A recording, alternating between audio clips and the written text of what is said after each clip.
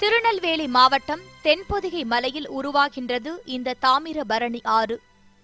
சுமார் 120 கிலோமீட்டர் வரை பயணிக்கின்ற இந்த தாமிரபரணி ஆறு நெல்லை மாவட்டத்தில் பிறந்து தூத்துக்குடி மாவட்டங்களை வளப்படுத்தி புன்னக்காயலில் கடலில் கலக்கிறது. இரு மாவட்ட விவசாயிகளின் உயிர் நாடியாக விளங்குவது மட்டுமில்லாமல் நெல்லை, தூத்துக்குடி, விருதுநகர் மாவட்ட மக்களின் குடிநீர் தேவையையும் பூர்த்தி செய்கிறது.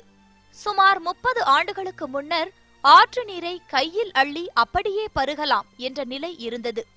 தற்போது ஆக்கிரமிப்பு, கழிவுநீர் கலப்பது போன்ற காரணங்களால் தாமிரபரணி ஆறு அதிகளவில் மாசுபட்டுள்ளது. 6 மாசத்து உள்பட இந்த தாமிரபரணியில் 55 வார்டில் உள்ள சாக்கடாவும் கலக்க மாட்டோம் அப்படின்னு சொல்லி உறுதி கொடுத்தாங்க. ஆனால் இன்னைக்கு 4 வருஷம் ஆச்சு. 4 வருடம் ஆகியும் இன்னும் வர ஒரு ஸ்டெப் எடுக்கல. ஆனால் ஒரே ஒரு ஸ்டெப் எடுத்தாங்க. 19 லட்சம் ரூபாய்க்கு இந்த இடத்துல ஓட அமைக்கிறதுக்காக நைட்டோடு நைட்டாக ஓட அமைச்சு 19 லட்ச ரூபாய் இது பண்ணாங்க. அதுவும் ஹைகோர்ட்டில் இப்போ பெண்டிங்கில் இருந்துட்டு இருக்கு. சமீபத்திய ஆய்வின்படி வினாடிக்கு 5000 லிட்டர் கழிவுநீர் தாமிரபரணி ஆற்றில் கலப்பதாக தகவல் வெளியாகி உள்ளது. தாமிரபரணி ஆற்றை சுத்தப்படுத்த மாவட்ட நிர்வாகம் மற்றும் மாநகராட்சி நடவடிக்கை எடுக்கவில்லை என தாமிரபரணி பாதுகாப்பு இயக்கத்தினர் தெரிவித்துள்ளனர்.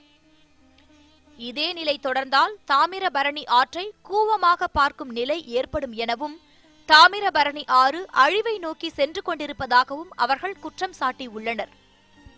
உள்ளாட்சி அமைப்புகள், பொதுமக்கள் அக்கறை இல்லாமல் ஆற்றில், கால்வாயில் கழிவுகளையும் சாக்கடையிலும் கலக்கிறதுனால மிகவும் மோசமான நிலைமையிலே இந்த தண்ணீர் வந்து கொண்டு இருக்கிறது.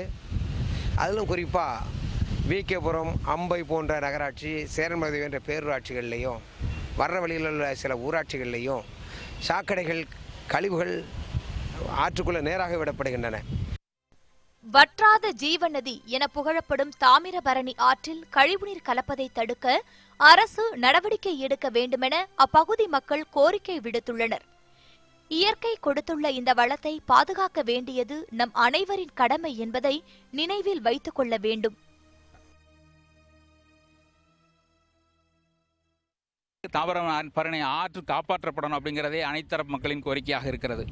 தாமிரபரணி ஆற்று படுகையிலிருந்து ஏபி கோபாலகிருஷ்ணன் மற்றும் சிவமணி.